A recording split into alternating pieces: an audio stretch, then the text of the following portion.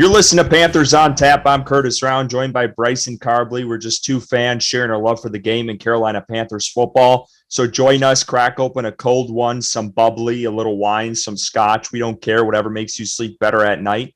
Before we dive into the episode, a little self-promotion. Stop what you're doing. Go give us a follow on Twitter at Panthers on Tap. Join the discussion on our Facebook group. We have over 2,500 members. You can listen to us wherever you get your podcast. Just search Panthers on Tap. The second wave of free agency is winding down this week, Bryce. You can definitely tell things are starting to slow down on that end as teams start to turn their attention towards the NFL draft. Have you filled out a bracket yet? Oh, yeah. I think I got like 4 or 5 going right now. Of course, I got UNC winning most of them, but you really? Yeah, but you have to, of course, do a couple that's not with the heart. So I got UConn winning a couple. I think I got Houston in one and Iowa State in the other. So Iowa State, interesting. Yeah. And then I got a future on Carolina. Sports betting's legal in North Carolina now. So I put a $50 future on UNC to win, return $750. So I'm hoping that comes through. Yeah, good luck. I hope you lose that one. Yeah, I got a few. I think UConn winning in one, and I only have 2 so far, in Arizona in the other. UNC, of course. No, actually, I have UNC going. I think one of them, I got them going to the Elite Eight. Yeah, if you got Arizona, then you probably have them losing in the Elite Eight to Arizona. But yeah, we'll see. I'll tell you what I dislike: Wisconsin and Duke in the same region, and if both teams win the first round, they're going to be squaring off, which is just not ideal.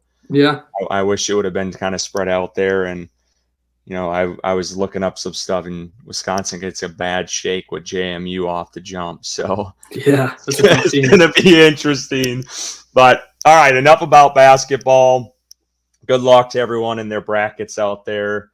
Fill one out. That's always fun to do. But let's get into the football side of things here now. There's a couple guys that the Panthers signed since we last talked on Friday. So we just kind of wanted to go through those, analyze those a little bit. Some guys they missed out on. We'll discuss that. But let's start with the guy that we both pretty much thought was going to be a Carolina Panther, and that's Jordan Fuller here. The safety from Los Angeles has had some playing time with Ejiro Evero and Jonathan Cooley, who actually just got promoted, I believe. So Fuller, I know we kind of touched on him a little bit last week, but Bryson, your thoughts on this move? It'll be, I feel like, another strong group, a positional group with Fuller and Xavier Woods in that safety group. Yeah, I agree. It's another player that, of course, is familiar with Evero's system. I think he had one of his best years in Evero's system. So, he took a deal. He's betting on himself. He's younger. I believe he's 27, 26 years old. He's wearing that captain patch there. You can see on the screen. So he's obviously a good locker room guy, a leader on the team. I think that it's an improvement over Von Bell. Von Bell was a little disappointing last year, so I can see why they decided to kind of go in a different route there. Again, brings more experience, hopefully some continuity on this defense for Evero going into his second year as defensive coordinator, and improves communication on the back end for sure. So I believe he's pretty good in run defense. I think under Evero he had like 100 tackles one year. I saw the highlights of those forced fumbles that you have on the screen. Really good at like stripping the ball, 3 interceptions as well, and a passer rating allowed of 73.8. So solid safety, solid signing. I feel like it's kind of a little bit of a bargain deal for Carolina. Again, he's betting on himself and hoping to get that probably long-term contract next year. Yeah, he had a really nice strip on Anthony Richardson when they were playing this season. So, and I think, I do think he's kind of got like, he's not like Xavier Woods. When the ball comes his way, he catches it. Like, he's come down. Obviously, you see the 3 picks, but he's come down with a few interceptions in his time, I think 2 last year. So the guy's got some hands, which is good because I feel like Carolina's lacked that. But yeah, I would agree with you on Von Bell. I thought he would have much bigger impact for this defense last year. He did have a couple picks in there, but I don't know. I felt like he played much better with Cincinnati, and it just might have been a system fit for him with under Ajiro Evero. I know he dealt with some injuries as well, so he was out for some time. But yeah, I felt like he would have just had a better impact, or bigger impact, I should say, with Carolina's defense last year, and just it never really happened. So I'm glad they addressed this, because I felt like this was another unit that, they released Bell and it kind of took a step back, because Bell was still decent. I just expected better things out of him, or bigger things out of him. So I'm glad that they filled that, and this is no longer really a need for them. And obviously Xavier Woods, he had a heck of a season last year as well. So yeah, I mean, it's a good back end for Carolina in this defense. Let's move right along here. I'll be totally honest with you, Bryson. This was probably the most disappointing signing for me. I was not a fan of this decision. Another GM trying to be, the quote-unquote reclamation project for another guy from Jacksonville. We tried it with C.J. Henderson. Feel like he had a decent year last year, but again, this was another first-round pick in the same draft. I think they had 2 or 3 first-round picks in that draft. I want to say it was 2020 or 2019, one of those years. And this guy, first-round pick, didn't fill his shoes or where he was picked at, and just hasn't been that great. Just kind of middle of the road. Yeah, obviously you can see he didn't get a lot of playing time. It sounds like he was more of a rotational piece this last year with just looking at his pass rush snaps from PFF. But I feel like this is just kind of a flyer. And I know at the time, I think I criticized it, like, you're going to really try to have this guy replace, him, and Wanham replace Burns. But it sounds like this would probably be like more of the Marquise Haynes or YGM replacement, if you want to compare the two. But I don't know. I do not like this edge room. I'll brutally honest with you that I'm very worried about this edge room. Yeah, I mean, I think you have your worries rightfully placed. This is a guy who had 5 sacks in 4 years and a first-round pick, like you mentioned. Coming out of LSU, I really did like him as a prospect, and I thought that his ceiling was really high. And I still think that, he has potential to be a decent rotational piece, but the numbers speak for themselves. 5 sacks in 4 years, whether that be a rotational piece or not. He had 154 pass rush snaps and came away with 2 sacks and 6 hurries. So obviously a guy that's failed to find his footing in the NFL up to this point. I hope it's just a body for camp, rotational piece, like you mentioned, like a Marquise Haynes, and they're not going to rely on him to play a lot because he hasn't shown the ability to do that. So, even just looking on Twitter at Jacksonville fans, talking about the signing, apologizing to us for his coming to Carolina. But yeah, I mean, Carolina has this infatuation with Jacksonville players. You mentioned C.J. Henderson, Laviska Shenault, and now K'Lavon Chaisson. So maybe the third time's the charm, and K'Lavon Chaisson is, the guy who kind of gets his career on track in Carolina. But, my hopes are not very high for the signing either, and they definitely still need to make a couple of moves on that defensive line to generate some pressure on opposing quarterbacks. And I mean, it's clear just looking at the contract, this guy's not getting a ton of money.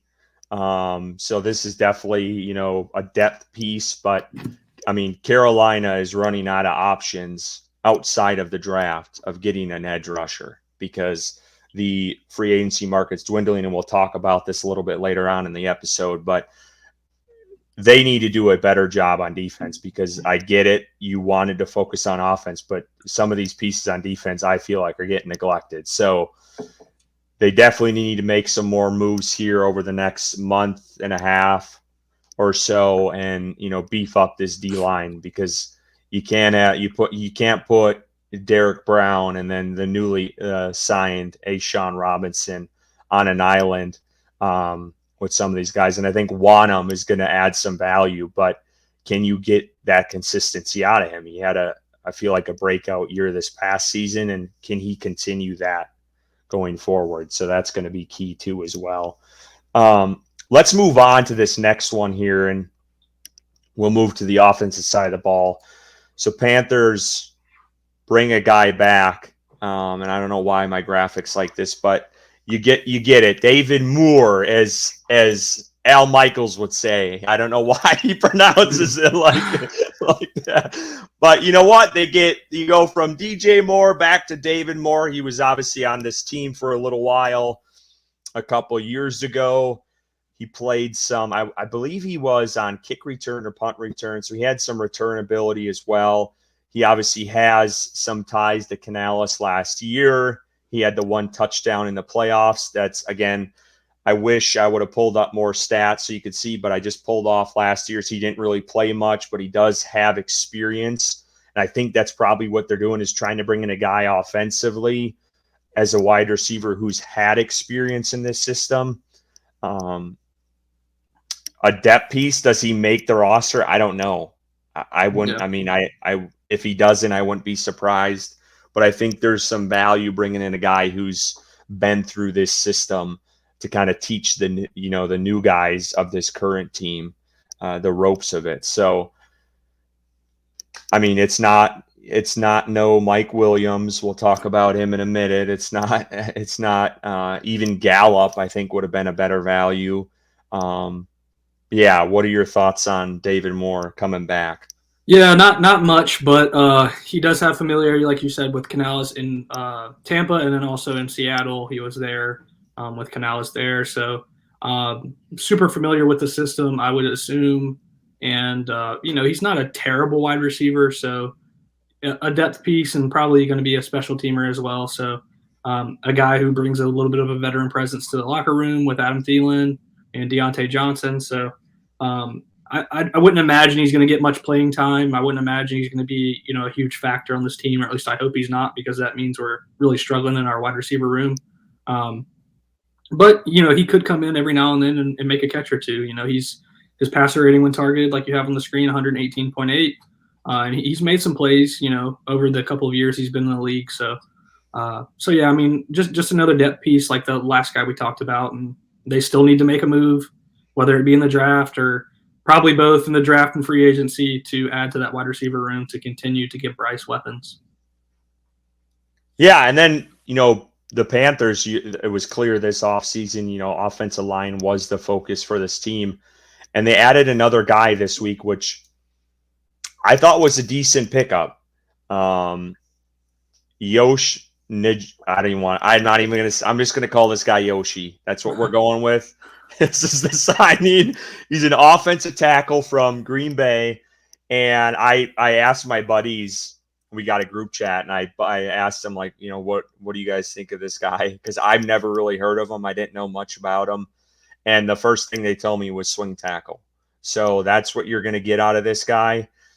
He's played both right tackle and left tackle over the last 3 seasons, I believe, in Green Bay. He started a few times with injuries when guys went down. So he's got some versatility there. I think it's a decent pickup, and it's going to be interesting to see that. Obviously, he's going to put some pressure on Brady Christensen and obviously Ike Ekwonu. Because I felt like Brady would have been the swing tackle, but it just adds depth. And I think Carolina is making it clear they don't want to be in a position they were last year where they're starting Nash Jensen and Cade Mays all over the line at every different position you can think of. So I think bringing in someone like this is going to give you some, depth and value. Obviously, he probably won't be the starter, but he will be, that, Cam Irving type player on certain formations with the swing tackle. So I do think it's decent. I've seen some things just based off PFF. It's kind of all over the place. It looks like he's had some good games, and then he's had some other head scratchers where he gives up 2 sacks in a game, and just limited playability. So yeah, I think it's just another depth piece, and that's what you're going to get from this second wave of free agency. Yeah, I agree, and I think that bringing in someone that can challenge Ike Ekwonu at that left tackle position is probably something they were looking to do, and obviously so. They brought in Yoshi here, so it's someone that can pressure him to play better, along with Brady Christensen, because I do think Christensen is a good player as well. So ultimately, you get the depth, and then you get someone to challenge your left tackle who's been struggling. Uh, to fulfill his shoes that he was drafted to be the franchise left tackle, and we all know how last season went. So bringing in someone that can challenge him and ultimately fill in if something happens or if Ekwonu is not showing progress that we would hope that he does. Yeah, so those were the 4 signings this week, and we can get these out of here for now, and we can just kind of talk about the couple guys they brought in that were kind of either signed already to a team or hanging in the balance. First and foremost, Chase Young. That was one guy Carolina brought in. He got picked up by the Saints. We all saw the Cam Jordan, like, why would you want to go play for Carolina? And you know what, Cam Jordan, you can fuck off. I'll just throw that out there. I hate him, dude. He's probably one of the most hated guys for me from the Saints. Him and Sean Payton. I never liked those guys. I get it. He is good. He's a really good player. But I never could stand that guy. But yeah, Cam Jordan taking a shot at Carolina. But, Chase Young ends up going to New Orleans. It sounds like he had some neck issues. And he's actually I believe he had surgery today. So I think it was Albert Breer had tweeted it out that he didn't clear any medicals on the teams he went to. So there was a concern there. The Saints obviously took the flyer on it. Maybe Carolina was like, okay, we're not touching this at all. And you can go over to New Orleans. And I think maybe that's why they didn't try to push harder to get him. But he was one they missed out on. And then why don't you mention the guy up in New York? Yeah, Mike Williams, obviously signing with the Jets, unfortunately. Would have been a great piece in Carolina, that jump ball receiver who's really skilled when he's healthy. I guess the biggest concerns, again, with him would be his health and, keeping him on the field. I think the contract was 13 or 15 million for 1 year in New York. So up to 15, I think, yeah. Again, another kind of big price tag for someone you're taking a chance on, and it makes sense for the Jets to do that when, you're probably in your last year with Aaron Rodgers and you're trying to win a Super Bowl. So, unfortunately, I do think he would have been a great piece in Carolina to fill out that wide receiver room and really give Bryce a lot of weapons. But we lost out on him, and we turn our sights to other wide receivers in free agency like Michael Gallup or maybe Tyler Boyd, a couple of guys still available. So, yeah, and as far as Chase Young, I believe that he didn't clear medical, so they passed on him, and they're not going to spend $13 million on a guy that might not be ready week 1. Which I'm fine with. I mean, yeah. I feel like we both are. Yeah, and another thing about that is the Saints signing him to $13 million when they have like zero cap space is crazy. The cap is not real. Teams can manipulate the cap as much as they want. They can kick the can down the road forever because the NFL is never going to end, and there's no end in sight. So you can keep kicking the can down the road every single year with no consequences. And that's I will say this though, however, I will say, because I know you're a big proponent of that, and I agree with you. I think what the Saints do is it makes things murky. But you got to look at a team like the Chargers. They had to get rid of guys because they couldn't keep them, and that's Mike Williams, Keenan Allen. Like, they did not have the space for it. So they had to get rid of guys like that. But I do agree with you. I think the cap is a little bit overblown a little bit.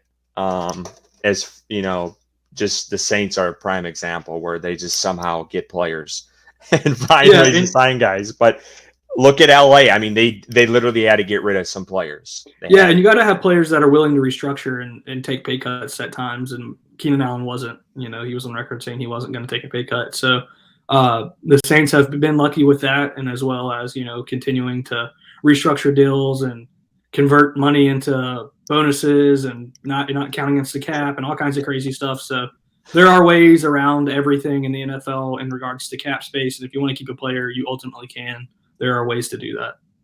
Yeah, and I just going back to Mike Williams, I'm bummed they didn't get him. I get it. He's been injured in the past, doesn't play full seasons, but a big body, jump ball type receiver that can make plays. Carolina didn't have any of that last year really on offense. So I felt like that would have really helped the wide receiver room, would have been a veteran, and then it also would have opened up what Carolina could do at that receiver position in the draft. Obviously now I think the cards are really wide open on who they could take. Do they go with, a separator? Do they go with a shifty guy? Do they go with a speedster? Do they go with a big body? I mean, it's kind of wide open at this point. You obviously have Deontay Johnson, the addition where he's one hell of a route runner, and you can never have enough of those. So, I mean, if they go out and get, a Ladd McConkey or a Roman Wilson type player, I think that I would not be upset about that at all, but I also would not be upset if they went out and got a big bodied guy, and we know him, and we'll talk about him here in a little bit. And that segues perfectly into this last segment we'll talk about, but we might as well mention Clowney quickly too while we're on this free agents. So Clowney met with the Jets from my understanding today. Carolina met with him last week. You had brought this up on Twitter, and I thought it was a pretty good point with, guys just using Carolina as leverage to get more money. But what are your thoughts on Clowney? Do you think there's still a shot Carolina can get him, or do you think that's dead in the water at this point? No, I wouldn't say it's dead in the water. I definitely do think that Clowney's considering, a move home, and Carolina might be offering him more money than these contenders that are going to probably offer him 1-year deals and, not as high as what Carolina could for a team that's as needy at the position. So Clowney's coming off one of his best years in the NFL, and he's shopping around, which I completely understand. I ultimately hope that we're still in play. I think that we're still in play, but he's just taking his time making a decision, and I respect that. So definitely an area of need, and that should be their primary focus right now is getting Clowney signed to bring him in to help with that defensive line, because, we don't really know where the pass rush is going to come from this year. We're hoping one of them takes a step forward as a primary rusher, but Clowney would definitely be an immediate upgrade to that room and the best guy on the edge rushing the quarterback. Yeah, and now that we've kind of moved past free agency, we're not there yet, but we're getting there. I put out a question this week on Twitter, and I had a feeling it was going to blow up. I put out basically the wide receiver room where it's at now with Deontay Johnson, Adam Thielen, and Mingo. And then for each option, I put a rookie wide receiver in there. I think it was like Keon Coleman, Adonai Mitchell, Xavier Legette, and then I think it was Xavier Worthy, or I put someone else in. I can't remember the other guy or Ladd McConkey was the last one. And I did not expect this guy to answer at all, but he slid into the replies, and that's Bryce Young's father, and he put C in, and not a lot of people saw it, and I sat on it for a day, and I'm like, it only had 1 or 2 likes. I'm like, I am shocked no one screenshotted this, tweeted this out. So I put it out there, and I knew it would take off. I knew people would be eating this up, and here we go. I mean, this is who Mr. Craig Young, Bryce Young's father, it sounds like, prefers as the rookie wide receiver. And, that's Xavier Legette. So what are your thoughts on seeing this, Bryson? Is this kind of a teaser of what Bryce Young wants? Can we read that much into it? What are your thoughts on his father, popping in our replies? Yeah, I mean, ultimately, looking at this from a microscope, Bryce Young probably confides in his father quite a bit. It's been reported that they have a good relationship with one another. His father is a psychologist. I'm sure Bryce, uses that to his advantage mental health wise. Probably talks a lot about this past season and what he wants to see happen in the future. And I imagine they talk about prospects as well in the draft. And, for me, looking at this, I think it gives you a little bit of a glimpse into what Bryce Young wants. I would agree with that. For his father to come out and be so blunt about it, clearly saying that Xavier Legette is his favorite of those four receivers that you mentioned, for legitimate options for Carolina at 33 and possibly 39 as well. And I think it really does kind of give us a little bit of what Bryce Young may be wanting. And obviously, it's Xavier Legette there that you see on the screen. So I'm not as high on him as others are. He gives me major Jonathan Mingo vibes, but some people are calling him the next DK Metcalf. Some people are calling him the next Jonathan Mingo. So we'll see what happens, how it plays out. But I think if Bryce is high on him, and if this is true, what Craig is saying here, and Bryce does like him, then give it to him. I mean, he's your franchise quarterback. He's the most important player on the team, and if Bryce wants that to be one of his options, then I'm rolling with it. And that's the way I would operate it for my franchise quarterback, who we completely failed year one. Yeah. No, there's no doubt about that. You can say that 100 more times. But yeah, I would kind of agree with you. I think this is kind of, a teaser of maybe where Bryce Young's head is at with these rookie wide receivers. And there's been a lot of signs pointing to Carolina's, want to say infatuation or their interest in Legette. I mean, it's strong. I mean, they sent a pretty good, Panthers brass, quote unquote, to go and see him. They spoke to him at, I believe, the combine that it came out that they spoke to him and had a pretty good contingent there. They obviously went to his pro day. There was a pretty big contingent there. I don't know if you can pull up or find that for me of how many or who all went to his pro day, but I think it was a pretty big number. Obviously, they're close by in South Carolina, but there was a pretty big brass there for his pro day, and I think the interest is real. I mean, there's no doubt about it.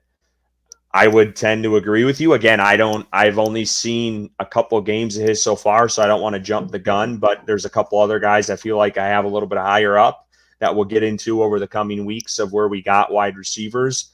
But, I mean, he's a big target, a massive wingspan. He's got good hands from what I've seen. He's got that speed element, ran a 4.39 in the combine, so – and he's got an insane, defying all odds type story. Lost both his parents at a young age. I think he was a quarterback in high school. They transitioned him to a wide receiver. He dealt with some health issues at South Carolina and then really had his breakout year this past season. So, he's got some elements. And I've heard the same concerns you mentioned with, is he the next Mingo type thing? I've seen that. I haven't seen a ton of tape on him, and that's what I've been doing and going to be doing over these next couple of weeks so I can kind of narrow down my list. But, yeah, I mean, I think people better start studying up, because this either is a guy they could take 33, 39. I don't know if he falls to pick 65, but you better start looking, a little bit deeper into this guy, because this could be the pick for Carolina. And to answer your question, the Panthers sent 10 total scouts with offensive coordinator Brad Idzik and wide receiver coach Rob Moore to the South Carolina Pro Day. So significant interest there for sure. 100%. And that's like slowly popped up too over like it just these little nuggets every couple weeks. It keeps getting pushed back out into the fold. So it's one to watch. I mean, you can't ignore it at this point. I felt like early on it was like, okay, it's the Senior Bowl. Yeah, they're going to talk to him. Okay, they're at, the combine, and he was asked about working with Bryce Young. And then it's like, okay, now they're at his pro day and there's half the building in Carolina is there. So like it keeps coming up. So I think people need to, start studying the tape, start watching this guy, because he could be a Panther on day 2 of the draft. So awesome accent too. Yeah, he's got. He is a country boy, I'll tell you that. Yes, he is, and hey, there ain't nothing wrong with that. Not at all. You can catch balls, catch touchdowns, and get open. I don't care what you do. Just make plays, and let's make this damn thing happen and have an offense that's competent. But do you have anything else you want to add? I think that's all I had. Again, one to watch for folks, listeners, is Clowney these next couple days. It could be months. I think Clowney signed last year in August onto a team. It sounds like he likes to go to winners, teams that are, in the hunt. So it'll be one to watch over these next couple days if he does make a decision, or it could drag on into training camp. Who knows? I think Carolina isn't going to wait around for that, though. And, edge rusher, with where the room stands now, that's another position I would be shocked if they didn't address on the first couple rounds they have picks, because that room is still thin of where they're at right now. So we'll leave it at that. We just want to thank everyone for tuning in to the Panthers on Tap podcast. You can catch our episodes wherever you get your podcasts. Go give us a follow on Twitter at Panthers on Tap for all your analysis and breaking news. Hit that subscribe button on YouTube. Again, if you are subscribed to our YouTube channel, you will be entered in for a free Panthers jersey of your choice once we hit 500 subscribers. We got a bump from this last episode, so we appreciate everyone listening. We appreciate the comments. Send us comments. We'll reply. Call us out on our takes, whatever you want to do. But remember, hit that subscribe button. We really would appreciate it. And as always,